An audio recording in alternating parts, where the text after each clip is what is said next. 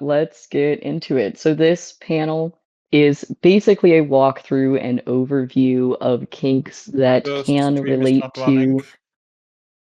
Yeah, no It's stream. not going? No. All right. It's probably because my phone turned off. Here we go.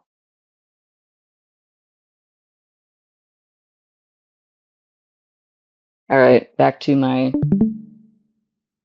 You can see the little slideshow. Yes. Yeah. Yes. So this is just a walkthrough and an overview. Basically, this is not a training thing, but we will get into it. So Dragonplay in Kink. To introduce, I am Jackal. I'm 27. I am an asexual style kinkster. I've been in various amounts of like kink partnerships and in the kink community for going on about a decade now. I've ran a couple classes in my local community for different things, and sex and kink education is something that I find to be really important. So this is just a way to kind of share that a little bit with you guys. Some safety tools and content warnings. Maybe. So any of the content warnings we will be discussing at times: blood, gore, sexual acts, and consensual non-consent. As far as safety tools go, I don't know if any of you guys have heard of RAC or SSC. These are acronyms used in the kink community. RAC stands for Risk Aware Consensual Kink, basically saying that, hey, everything that you do in life is going to have risks associated with it. Even just driving a car obviously is an extremely dangerous thing to do, and sometimes people will still do that for those various reasons, just understanding that there are safety concerns involved. SSC is essentially the same thing. It's a little bit of an older acronym. It came about more in the 60s in the United States. The government was pushing slogans of safe, sane, and consensual when it came to fireworks, because in the US, you're allowed to random citizens are allowed to shoot off different types of fireworks, sometimes in only specific areas, sometimes anywhere. So safe, sane, and consensual was a slogan that was pushed, and the kink community picked that up as their own. We also like to use, of course, everyone thinks of safe words. I'm personally not a huge fan of safe words. The reason being is that I think that plain English is typically the best way to go. So usually when you say that, right, if you're in a session with someone, you're in a scene and you're role playing, and someone is going to be saying no or stop or don't, that's when you would want to use a safe word, because those words don't mean no or stop or don't anymore. They're part of the play. But yes, it was about fireworks from the 60s. But if you're in any other type of scene where words like no or stop mean no or stop, you don't need to be using a safe word. And the reason for that is that a safe word is something that needs practice and training. People that use safe words constantly, you're not going to just think of, I'm in a distressed situation, I feel panicky or ouchy or whatever. I'm going to shout out the word Rumpelstiltskin. That's not the first thing on my mind. The first thing on my mind is to go, hey, ow, you know? So I'll get into CNC. Don't worry, we're going to go over some terms. So your first thought is usually not a safe word. It needs to be practiced. Very commonly, good safe words that a lot of people use are the red light, green light system, which is basically just traffic lights. So you say red, red means stop. You say yellow, yellow means pause. Hey, let's check in, slow down, take a breather. Green means full steam ahead. Let's keep going. Those are pretty good ones. You'll find a lot of kinksters use the red light, green light system when it comes to verbal safe words. Now, you can have nonverbal safe words. I'm a big fan of this because I know myself and other people, either in submissive or dominant spaces, topping, bottoming, whatever, a lot of times you're not going to be very vocal, and the headspace that you're in is not going to be very vocal. So something like a nonverbal safe word where maybe you have someone double tap on a person, just like pat pat with their hand, and that's to like be like, hey, let's slow down for a second, or like 4 quick pats in succession. It's a very natural, instinctual thing to do to kind of like tap on a surface or tap someone to let them know that something is up. So you don't have to practice it really. And then training. Training is the best safety tool around, okay? A lot of the kinks that I'll be going into here, some of them are things that you can just try out and have fun and do when you want to. Others of them, it can take years just to be able to do them safely, and people will spend 30 years learning to become masters in that section because they are very highly skilled and technical areas. So there's a lot of variety when it comes to this kind of stuff. But I will not get too deep into it. Just understand that your local communities, especially any large city centers, typically have community classes that are put on that are well vetted. They have people that are professionals and that are trainers, and they will come and train how to do specific kinks safely. So, terminology. Play is anything that's going to relate to kink. So, if someone wants to be whipped, that is playing. If someone wants to color in a coloring book, that is playing. If someone wants to get railed, that is playing. A scene is basically a set amount of playing that has been planned beforehand. Sometimes that planning can be pretty impromptu if you know the people well. Sometimes that's a very involved planning session that goes into detail and spends days, making sure everything is perfect. But a scene is a section of time where a specific type of play is happening, and it's usually planned. Punishment versus punishment. Those are two terms that we like to use. Punishment is something that you will actually be, oh no, I don't like this. This is bad. It's like being put in the timeout corner. It's not something that is found enjoyable versus punishment. A lot of people will break rules on purpose so that way they can get punished because they like being punished, in which case that would be a punishment. It's not an actual punishment. Red? Yellow? What's happening? Are we safe wording? You guys we're in the voice chat, so speak up if you have. No, okay, all right. Listen, we take our safety terms seriously. Y'all can't be red and yellowing me. Now BDSM as an acronym is basically, it was originally 3 separate green. Nice. Okay, thank you, Scurry. Can I get some greens in the chat? BDSM was originally 3 separate acronyms that got mushed together sometime in the 80s, mainly after the AIDS epidemic had passed already, because all those different sections kind of got smushed together. So BDSM actually stands for BD, bondage and discipline, DS, dominance and submission, and SM, sadism and masochism. Kink overall is a broader spectrum than that. But to give a little bit of understanding, that BDSM is basically were subsects of kink that then got mushed together in one big acronym. A dynamic is what we talk about when. Wait, Zephyrin says, so a scene is understood as a place and time where the play is going to happen, like a lake during noon. A scene is like if I went up to my partner and I said, I'm going to tie you up, and then I'm going to, I don't know, force feed you a quesadilla. That would be a scene. It's planned. It's like a couple different elements of play that are happening. So you can basically any kind of play that happens in just like a scheduled time. It's like watching a movie. You say watching a movie, oh, we're going to do a scene. Yeah, and then the play is actually doing it. Okay, listen, I don't know. A quesadilla is fine. So a dynamic is what we reference usually when talking about dominance and submission.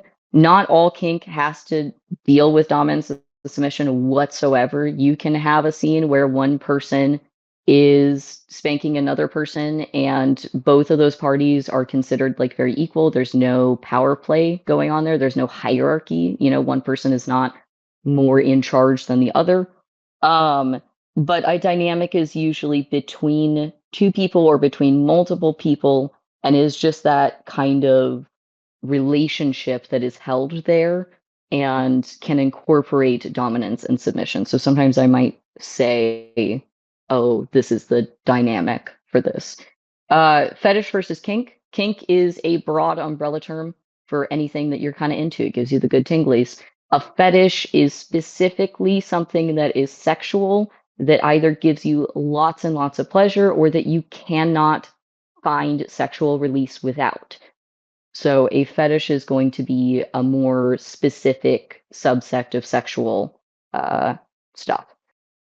Solo versus partnered versus group play. So solo play is what it sounds like on the tin. It's just having a good time by yourself. Partnered play is obviously just two people hanging out, and group is however many people. So all kinks can usually, well, most kinks can be any of those three. This is not something that's like very specific. I will mostly be covering stuff and talking about it in the way of partnered play, because that's what a lot of people do, but also pretty much anything can be solo or group play. And please ask any questions if you need ideas of how that would look different for like solo play or group play versus as partner. So if I love to do some growth and could feel sexual pleasure or pleasure without it, it's a kink. If I need it for pleasure, it's a fetish.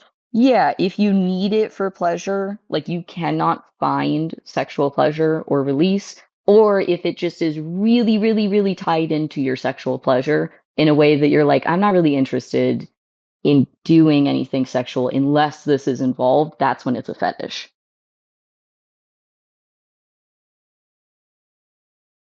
Yeah. Uh, Autoerotic asphyxiation. Well, asphyxiation, you can have breath play as a whole thing, and I won't get into it, but there are like different masks and things and setups that you can do. I would not recommend it just because of safety procedures. That's something where you want to have someone, it's like tripping, right? You can trip on your own, but it's better to have like a trip buddy who's there to watch over you and make sure everything's cool and take you to the hospital if something goes wrong. You know, it's all about the safety aspect. So, trip coach. Safety first, yeah. All right, so let's move on because otherwise it's going to take forever. So what would fall under dragon play? So dragon play is not an actual kink term, really. But if you went up to someone at a munch, which a munch is just like a gathering of kinksters, they usually go to like a bar or have brunch together and they're all just chit-chatting, no one's actually playing. It's just a social gathering. So if you go to a munch or a party or something and you say, someone says, "Hey, what are you into?" and you say, I'm into dragon play, that person would probably understand what you're talking about and then have follow-up questions. They'd be like, "Oh, what does that detail specifically?" Um, Now, animal role play is what I would consider dragon play to kind of fall into. It is that sort of animalistic role play space, and then you can have basically separate kinks that you're like, "Ooh, I'm into that," and that helps. It's connected to it. Pet play is a little bit different. So pet play is usually about a dynamic. Animal role play is more just role playing as some kind of animal or mythological creature or I don't know, eldritch being, whatever, right? You know, there are people that do like deity role play and stuff as well, but that gets more into the religious and worship side of the kink house. Okay, I'd always heard the difference between kink and fetish was that kink is something that is directly sexual and can only be expressed in a sexual manner, whereas fetish is something that is not inherently sexual and can cause pleasure or replaces the sexual aspect. No, so kink is can be sexual or non-sexual. It is just it doesn't have to be one way or the other. And some people, a lot of people really, will have sexual and non-sexual kinks. And they kind of, there's certain things that they're into both ways, and there's certain things they're only into one way. And then fetish is the one where it's a only purely sexual. So pet play, there does not have to be an owner. So it's the same as animal role play. One person will role play as an animal or as a magical being, whatever you want to do, right? There are people that do pet play where they are a pet crow or something, or a kitten or a pony or a bear is also like you can do pet play or animal role play. Really is anything. You don't need to have an owner. That is what would be part of a dynamic, right? And part of dominance and submission. There are a lot of pet players that like to play solo or not have someone be an owner. They're like, no, I'm my own pet. I get to run around and do whatever. And they'll still call that pet play, but they usually refer to themselves as ferals. A lot of times they're like, oh, I'm a feral, I'll bite you. Versus someone that wants an owner but doesn't have one might refer to themselves as a stray. They're like, oh, I'm a stray. Can someone come adopt me, please? And then someone that is owned would just consider themselves a pet, and they would be like, yeah, I'm a pet and I have an owner, and maybe that little creature is collared. Who knows? I will not get into collaring here, but that's a whole other thing. You can also be a human pet. I definitely have had human pets in the past. I find it fun. Because it's a lot about it's more fun on the ego death side. So you can be a pet in a demeaning way, where it is something that you don't want or something that you find beneath yourself or something that's an ego death. Or you can be pet in a positive way, like a beloved pet, who's loved or even worshipped or, praised, and given belly rubs. Like there's no wrong way to do any of that. I'm trying to go a little bit fast just so we don't get too long into it. Yes, belly rubs. But let me know if anyone has any questions. I'll try to stop, or if I'm going too quickly. There doesn't have to be an owner if you don't want one. Yeah. So like I said, you can be a feral or you can be a stray if you do want an owner but don't have one. And there's no real like strict labels on things. People just run around. There are also munches that are specific to pet play. A lot of those are hosted by the leather community, so mostly like the gay men side of the house, because that's who mainly does leather still. And it's a lot of puppies mainly. It's a lot of dogs in there, but you get like other animals as well. And it's everyone just renting out a gymnasium and sprinting around on all fours, all in gear and wrestling each other and, getting belly rubs from all the owners and stuff because all the owners like stand around in the background and give everyone pets when they run up to them. But it's basically just like hey, we're going to rent a basketball court and then everyone has a meetup once a month and have fun. Yes, and usually those are non-sexual events because they are such like a large open space.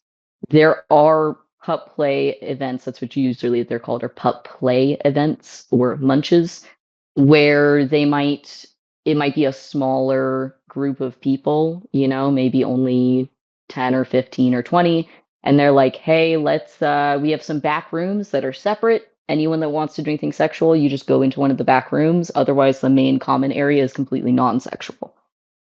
It's a lot of especially in like Seattle and stuff, a lot of the pet play is also like very mixed in with the furry side of the house. A lot of furries actually run pet play meetups in certain spaces because they're pretty good at running those kinds of events.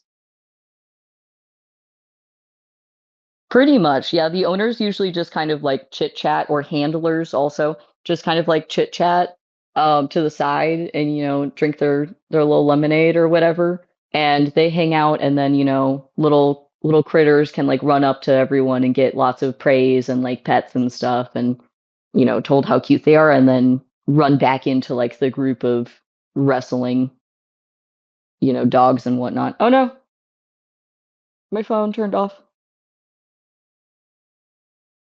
Hold on.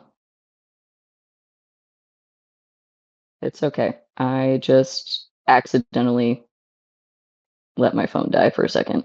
Okay, we're back. Everyone can see it.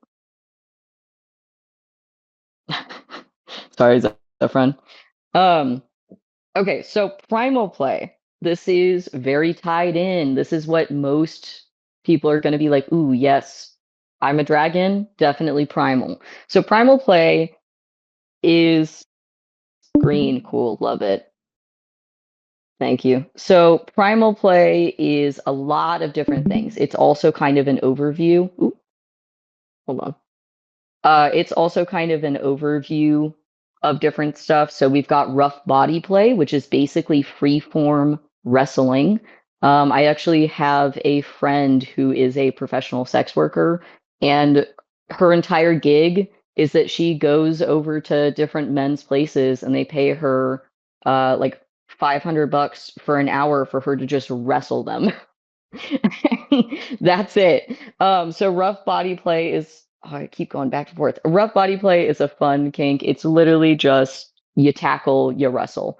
Um, there's within primal play, there's usually a lot of kind of tapping into that more base and animalistic nature, turning off any of those human thoughts. You don't want to have any of that on. So there's usually lots of growling and howling, purring, squeaking, chirping, trilling, all of those little noises that you're going to make like unconscionably, those are just going to come out. So there's a lot of that happening.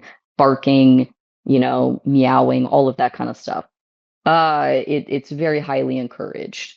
There's also a lot of clawing and biting. Now, like I said, you don't have to have all of these things, but if any of these seem like they suit your fancy, this is all under primal play. Clawing and biting is going to be, just your rage stuff. Hair pulling, I guess, could also be under here, but it's a little bit separate because some people are only into hair pulling, so that's like its own kink kind of. Uh, Also mating and claiming on the more, well, romantic or sexual side of the house, because that can really be either way. Okay, yeah. So mating and claiming, this can even go into different scents. Some people that are into primal play will want to get very scent specific, like Nimbus was talking about for the Mistverse, or scenting another person, like leaving. So, say if I wanted to claim someone else, I would leave my scent on them and be like, you're going to wear this scent in public all the time so that everyone knows that you're mine, kind of thing, or you can leave marks and things. Some people will do scarification or tattoos or even just branding themselves. So a lot of that kind of stuff. Or you can get into, collaring dynamics where there is ownership involved or, possession in that way. Yep, claiming bites, all of that kind of stuff as well. So then we have predator prey dynamics. This is a dynamic. So this is a dominance and submission type of thing specifically. With predator prey, you usually have hunting and being hunted. There can be kidnapping scenes. There can be gore or blood play, which is its whole other kink on its own.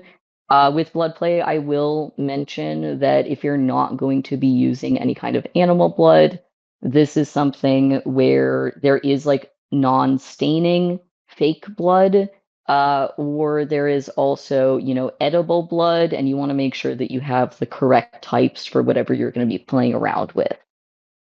So you could have a scene. Oh, and you know what? I don't think I went over terminology wise for CNC. So let me quick pause to go over that. CNC stands for consensual non-consent. Now, usually, I'm going to use the R word here, usually a lot of people's minds first when they hear that go to rape play, which is a kink, and it is a totally fine kink to have. There should never be any shame towards any of that on either side of the house. CNC is not only sexual, and it is not only that. There is also non-sexual consensual non-consent. Basically, like I said, where I was saying force feeding a quesadilla at the very beginning of this, right?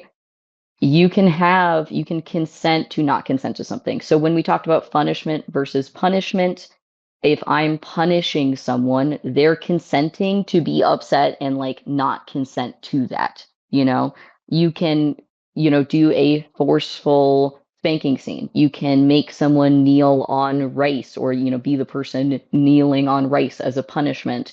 One time I had my current submissive is an extreme masochist and so loves any kind of pain. So anytime that I want to actually punish him, I have to get pretty creative. So one of his punishments and something that he can consensually non-consent to is I will, if he breaks a rule, I'll sit him down and I'll hand him one of those how to draw horses books and make him draw horses. And he's like, no, the legs, they're horrible. And he hates doing it because he just has to sit in the corner and draw horses for an hour. Versus, if I made him kneel on rice, he would love that. Yeah, he hates it. Or I make him like practice his penmanship or something. So consensual non-consent, it can go over pretty much everything. It's not just a sexual thing, so you can add it on to anything. So with predator prey, some things that might happen, say a hunting scene, it's pretty common to hear in kink that I love it. It's so cursed. This um as far as I've seen on the F list. Oh, okay. So, in my experience, non-dragons who are into CNC love the kidnapping dragon scene. Yeah, you could also be a dragon that gets kidnapped, right? Like you could set up a scene. I put escape on here. So something fun, say if you are a small dragon and maybe like some human knights, capture you. Um, it's like, hey, set up a scene where your leg is caught in a trap, basically, right? Or maybe you're chained up or like tied up or something or bound, and you have to escape your ropes as that dragon, chew through them, claw through them, wiggle out, and then run away into the darkness or whatnot, and they maybe like come hunt and chase you down before like recapturing you to you know be sold or whatnot. um I we've been going pretty. How much more do I have? Yeah, I've got like a solid another 5 slots. Um, so I'll try to kind of wrap things up a little bit pretty quickly. We've also got pack dynamics. Sensory play is a big option. There's a lot of different things can fall under that. If you are a dragon that has, electricity, there is electric play. If you're an ice dragon, you could, you know, freeze something that someone wants in an ice cube and then force them to wait till it melts to get that object. You can use ice on someone's body or on your own body to like get that sensation of cold. There's also fire play, which is quite literally lighting a person on fire. Um, that's always a fun one. There's also claws. There's different gear that you can wear to either create nice scratching sensations on yourself, on other people, or even deep gouges leading into gore and blood play. Mummification is a fun one. If, say, your bite is poisonous or you have been captured, mummification is a way to handle sensory deprivation and essentially your entire body is wrapped up like a toilet paper mummy in cloth and you cannot escape and cannot feel the outside world. Um, Honorable mentions, there are some impact play toys that are really fun. There's a couple that are named the Dragon Tongue and the Dragon Tail. I've drawn them there. The Dragon Tail one that's a dual tail dragon whip. But those are always fun times. And then we have sexual kinks, which claustrophobia could not do mummification. Mummification's fun. I love it. On both sides. I enjoy it on both sides. But our sexual kinks, we've got obviously fantasy sex toys. So you got dildos, fleshlights, butt plugs, all that jazz. Ovipositors are fun. They basically are a way to insert either silicone or jelly eggs into someone, which then that person can, or yourself can basically, shoot back out of orifices later on and lay those eggs. The jelly ones are fun because they can disintegrate. So if you're doing things in the ass, that stuff does not need to come back out, and you don't have to worry about it coming back out either. And then, of course, we have breeding kinks, which can go into, they can be, based on getting someone with eggs or with a baby, or they can also just be for fun and a sort of mating, good times, lots of biting, and certain positions, as we all know.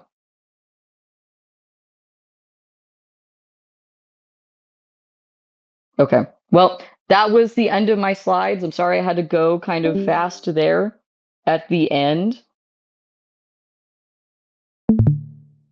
But that is most of it. Does anyone have any last wrap-up questions in our last minute? And yes, Saffron, that's a good idea. There's a fun one, which is every Easter you can do an ovipositor and then put eggs in someone and then have them lay those eggs around a field, and then people have to go find the eggs. I can. I can even, now that I have the stuff ready to go, I'm also always friendly to chat to if you want to talk about different kink stuff. Like I said, I am a kink educator in my local community. And I'm always down to voice chat about things. Hey, Amber, I'm also a fully non-sexual person. But pretty much like 99% of my kinks are all non-sexual. All right. Well, thank you guys. Sorry it took so long to get us started with all the technical difficulties, but I appreciate it, and I'll keep answering any questions that pop up in the mature panel discussion.